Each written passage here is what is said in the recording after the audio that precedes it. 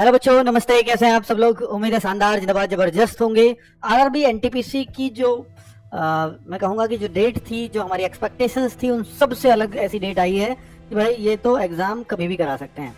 जैसी हमें संभावना थी, जैसा लग रहा था कि एसएससी और रेलवे सेम सेंटर्स पे लगभग एग्जाम देते हैं, एग्जाम देने वाले बच्चे भी इस बात को बताते हैं, लेकिन अब पता लग रहा है कि बहुत सारे सेंटर्स और भी हायर किए जा सकते हैं अलग अलग कंपनीज के द्वारा। तो ऐसी बिल्कुल भी रेलवे ने आज इस नोटिफिकेशन को निकाल के या आपकी एग्जाम डेट दे करके ये बिल्कुल उन सारी बातों को एकदम धराशायी कर दिया है जो ये सोचते हैं कि वे एसएससी और रेलवे सेम सेंटर्स को यूज करते हैं। ऐसा बिल्कुल भी नहीं है। क्यों नहीं है, उसका कारण बता देता हूँ। एसएससी के पास भी एग्जाम लगे हैं अगस्त में, खूब सारे, हर डेट फिक्स है और उन्हीं डेट्स पर एग्जाम दिया है रेलवे ने भी अपना सबसे बड़ा एग्जाम, जिसमें करीब 62-63 लाख बच्चों को बैठना है। तो अब आप ये नहीं कह सकते कि भाई रेलवे और एसएससी, जैसी हमें भी लग रहा था, बिल्कुल इसलिए सबको चौंकाया है कि एसएससी के पैरेलल कैसे चल सकता है रेलवे। और हालांकि एक बात है कि एसएससी थोड़े प्रेस्टीज सेंटर्स को देखता है, अच्छे सेंटर्स चुनता है। रेलवे ने कुछ सेंटर्स तो ऐसे चुन लेता है कि जिन पे एग्जाम होने का मतलब ही नहीं बनता था। कहीं ऐसा तो नहीं है कि इस बार एग्जाम सेंटर्स वैसे चुने जाए कि जहां बच्चों को लगे कि यार यहाँ कैसे एग्जाम हो सकता है ना? तो मतलब इतने कमजोर सेंटर भी नहीं होने चाहिए जहां धांधली बहुत आराम से हो जाए। तो वो सब तो खैर रेलवे ने देखा होगा, उन बातों का ध्यान रखा होगा, ऐसी उम्मीद करके हम चल सकते हैं। कुल मिलाकर के 7 अगस्त से 8 सितंबर आपका अंडर ग्रेजुएट लेवल का, 12th लेवल का एग्जाम होगा। और जैसा हम कह रहे थे कि भैया ये तो जो है 9 अगस्त से करीब जो है एसएससी सीजीएल भी शुरू हो रहा है और इस दौरान भी है एसएससी के एग्जाम, सिलेक्शन पोस्ट वगैरह का, स्टेनो वगैरह का, फिर भी इन्होंने जो है इस दौरान एग्जाम दिया है। तो इसका मतलब अब इतना तो जरूर है कि भाई हाँ, उसमें 58 लाख फॉर्म थे, इसमें 63 लाख है। ग्रेजुएट लेवल में 58 थे, इसमें 63 लाख है, लगभग बराबर ही फॉर्म है, इसमें थोड़े बहुत ज्यादा है। तो भाई ये एग्जाम अब करीब 30-31 दिन चल रहा है और वो चला था मात्र 18-19 दिन। एग्जाम डेज देखें, बीच में छुट्टियां भी आ गई, तो डेज देखें तो 15 से 16 दिन में एग्जाम हो गया था और ये 1 महीने चल रहा है। इसका मतलब कुछ सेंटर्स ही एसएससी ने इसके ऑक्यूपाई किए हैं, सारे नहीं किए। तो कुल मिलाकर के ये है कि इसको डिस्टर्बेंस तो हुआ पर बहुत ज्यादा एसएससी ने डिस्टर्ब नहीं किया, वरना ये एग्जाम भी तो 20-22 दिन में खत्म होने चाहिए थे, क्योंकि इतने ही बच्चे यहाँ हैं, थोड़े बहुत फालतू 4-5 लाख बच्चे, तो 4-5 लाख एक दिन बढ़ जाता बस, है ना, जिस हिसाब से है। तो कुल मिलाकर के अब इससे एक बात स्पष्ट हो गई है कि अब तो ग्रुप डी भी इसके तुरंत बाद कराया जाएगा। अब एसएससी के एग्जाम जैसी कोई बाधा अब नहीं रह जाएगी किसी भी एग्जाम पर। तो इसके बाद चाहे वो सितंबर में हो, अक्टूबर में हो, अलग बात है, पर अब ग्रुप डी भी पूरी संभावना है कि इसके बाद अब ग्रुप डी पर पूरा फोकस होने वाला है। अब बात कर लें कि भाई इसके जो है आपको सिटी वगैरह कब मिलेंगे, तो आपको इतना पता होना चाहिए कि जो रेलवे है वो 10 दिन पहले आपको एग्जाम स्टेटस देता है। एग्जाम स्टेटस में क्या क्या आता है, ये आपका किस शहर में एग्जाम है, किस डेट में एग्जाम है और किस शिफ्ट में एग्जाम है, ये 3 चीजें आपको मिल जाती है और यही तो चाहिए।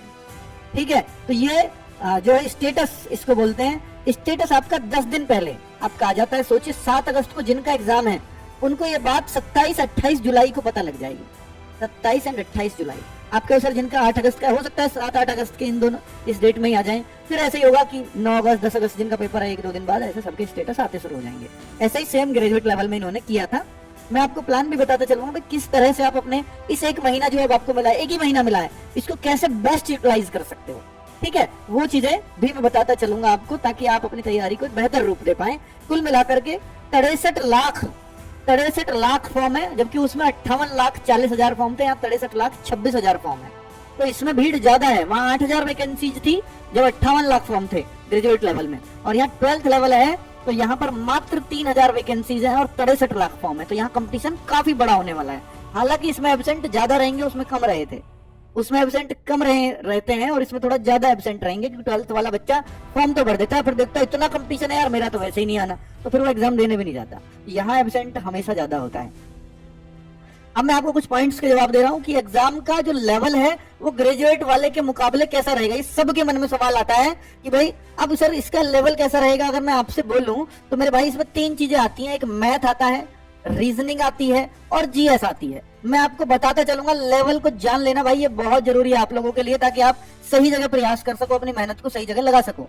मैथ्स जो आता है वो आपको इतना भी बताया कि सर ये 30 क्वेश्चन इसके आते हैं, 30 क्वेश्चन इसके आते हैं, 1/3 की नेगेटिव मार्किंग होती है, इतना सबको पता होना चाहिए।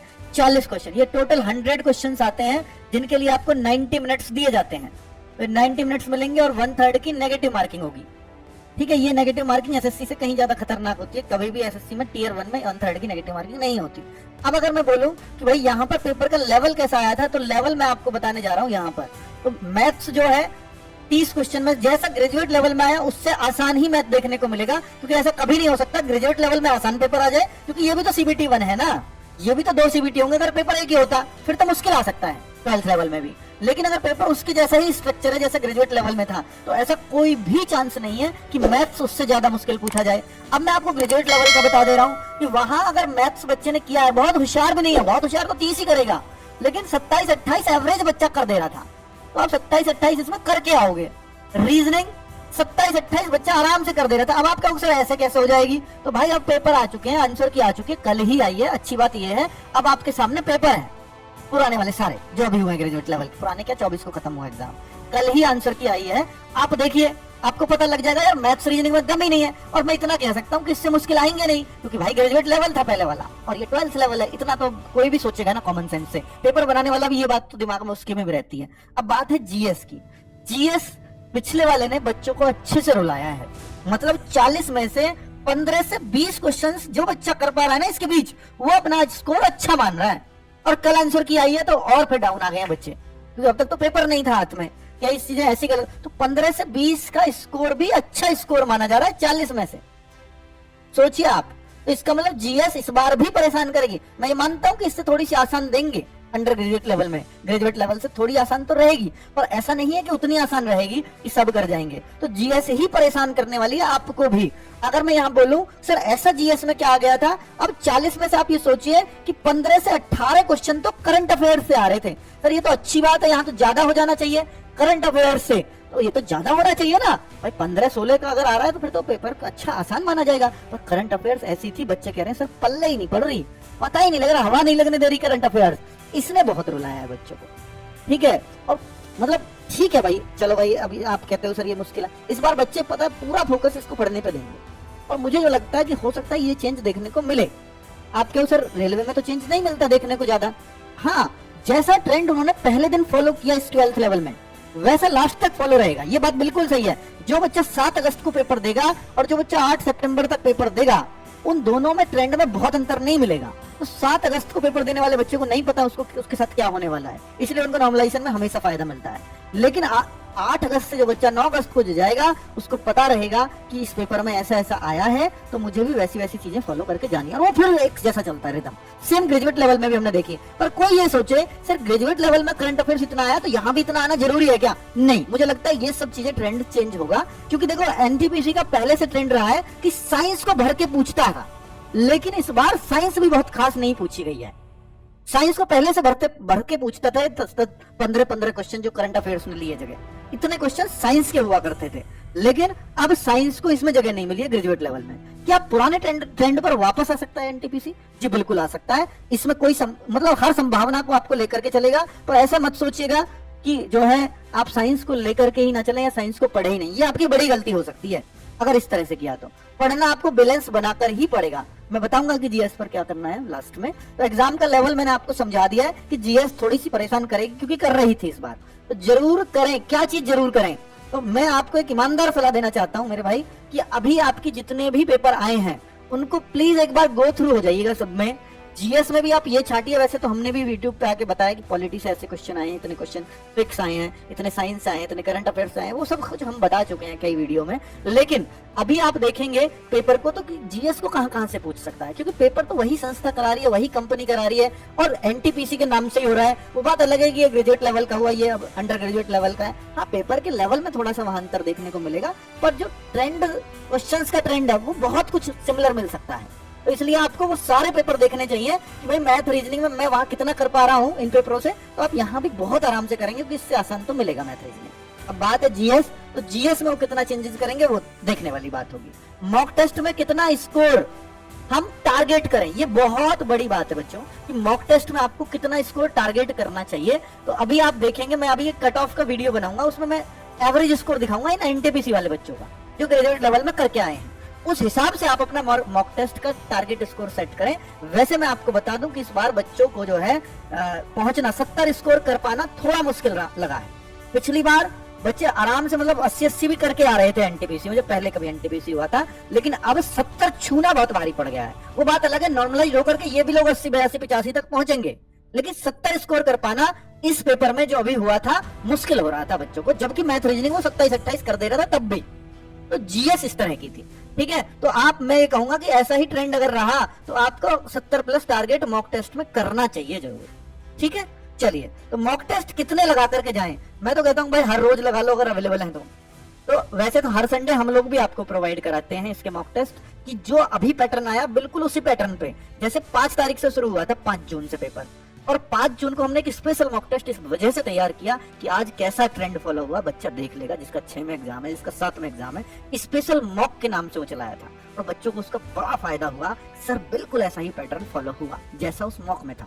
इस बार भी हम यही करेंगे कि 7 अगस्त को जो पेपर आएगा उसके जैसे पैटर्न पर 7 अगस्त को आपको मॉक टेस्ट देखने को मिलेगा, स्पेशल मॉक के नाम से, एनटीपीसी अंडर ग्रेजुएट लेवल में, ठीक है। तो वो तो 7 अगस्त की बात है, लेकिन उसके जैसे जो अभी ग्रेजुएट लेवल में पेपर आए हैं उसके आधार पर अगर मैं मॉक टेस्ट की बात करूं तो हम हर संडे प्रोवाइड करा रहे हैं। एक इस संडे हो चुका है और आगे और संडे में ये देखने को आपको मिलेंगे, ठीक है। बाकी मैं आप कहोगे तो 5 मॉक टेस्ट और प्रोवाइड करा दूंगा, जिससे आपकी थोड़ी और प्रैक्टिस हो सके। एग्जाम से जस्ट 10 दिन पहले 5 मॉक टेस्ट मैं आपको और प्रोवाइड करवाने की कोशिश कर सकता हूँ, ठीक है। चलिए, जीएस में किस पर अधिक ध्यान, ये मॉक टेस्ट कहाँ लगाए? RWA एप्लीकेशन है, उसमें फ्री वीकली मॉक टेस्ट का फोल्डर, उसमें सब कुछ मिल जाएगा आपको। जीएस में किस पर अधिक ध्यान दें? तो भाई यहाँ पर देखिए, करंट अफेयर्स बहुत ज्यादा अच्छे मतलब वेटेज में पूछा गया है। तो मैं ये नहीं कहता कि आप करंट अफेयर्स में लग जाइए। वो करंट अफेयर्स अगर आपसे मान लीजिए ये पूछ लिया कि 2023 का कुछ पूछ लिया, तो आप कहाँ तक पढ़ोगे? करंट अफेयर्स का भी एक दायरा है कि भाई आप ना 6 महीने, 8 महीने, साल भर से पीछे, 1 साल से पीछे जाना एक बेवकूफी की चीज मानी जाती है जीएस में। और भाई या तो वो 1 साल से पीछे का पुराना इतना इंपॉर्टेंट हो कि वो किसी की भी नजर से चुके ना, वो जीएस ही बन जाए, इस तरह से इतना इंपॉर्टेंट हो, तब पूछना तो बनता है। वरना तो अगर ऐसे ही पूछ लिया कि विबलंडन ही वो किसने जीता 2023 का, तो एक बेतुका सा सवाल होता है। पर ऐसा पूछा जा सकता है, ये पूछा, एसएससी भी ये करती है, रेलवे भी ये कर सकती है। तो भाई ऐसा तो ये तो कह पाना कि करंट अफेयर्स 1 साल का पढ़ लो या 6 महीना का पढ़ लो, ये मतलब ये किसी भी मायने पे, कसौटी पे खरा नहीं उतरता, क्योंकि कई बार वो 1.5, 2 साल, 3 साल पुराना भी पूछ लेता है। तो इसलिए करंट अफेयर्स को बड़ा अनप्रेडिक्टेबल है कि उसको कुछ भी, उसकी भविष्यवाणी नहीं की जा सकती। लेकिन मैं फिर आपको यहाँ पर एक ही चीज कहूंगा कि जो आपकी बेसिक जीएस है ना, जो आप ल्यूसेंट से पढ़ते हैं, जो आप अपनी येलो बुक है उससे पढ़ते हैं, जैसे नवीन सर ने भी जीएस सुधा बुक निकाली है उससे पढ़ते हैं, या आपकी स्टैटिक जीके की बुक है उससे पढ़ते हैं, वो जो बेसिक जीएस है उसको जो स्ट्रॉन्ग करेगा, तो जीएस कैसी भी आ जाए, वो तो वहां भी 20 क्वेश्चन करके आ रहा था। लेकिन जिसके वो स्ट्रॉन्ग नहीं है तो 10 क्वेश्चन करने मुश्किल पड़ गए थे। तो 20 क्वेश्चन एक अच्छा स्कोर पिछले वाले जो ग्रेजुएट लेवल में अच्छा माना गया जीएस में। मैं आपसे कहूंगा कि आप अपने जो बेसिक सब्जेक्ट हैं, चाहे वो ज्योग्राफी है, चाहे वो हिस्ट्री है, चाहे वो पॉलिटी है, चाहे वो इकोनॉमिक्स है, तो उन सबको स्ट्रॉन्ग रखें, और चाहे वो साइंस है, साइंस भी स्पेशली, है ना। ठीक है, थैंक यू वेरी मच, नमस्ते।